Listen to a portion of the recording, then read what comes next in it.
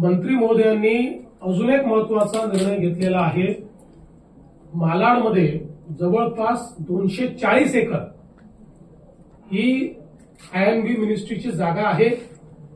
महाराष्ट्र सरकार सोबत कोलॅबरेट करून या क्रिएटिव्ह स्पेस मधली सगळ्यात मोठी अशा प्रकारची त्या ठिकाणी व्यवस्था ही उभी करण्याचा मानस हा मंत्री महोदयांनी त्या ठिकाणी बोलून दाखवलेला आहे।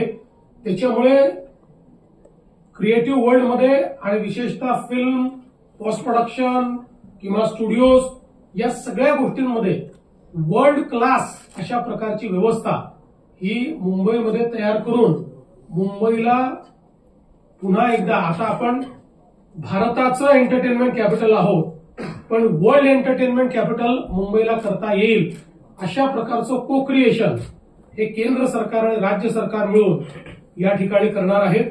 त्याही बद्दल मी माननीय मंत्री महोदयांचे आभार मानतो।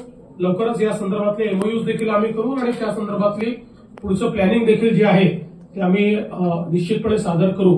पण मला असं वाटतं की या वेव्हच्या माध्यमातून एका ज्याला आपण क्रिएटिव्ह स्पेसच्या कन्व्हेन्शनमध्ये ग्लोबल मॅपवर मुंबईला आणण्याचा आपला प्रयत्न आहे आणि तो यशस्वी होईल।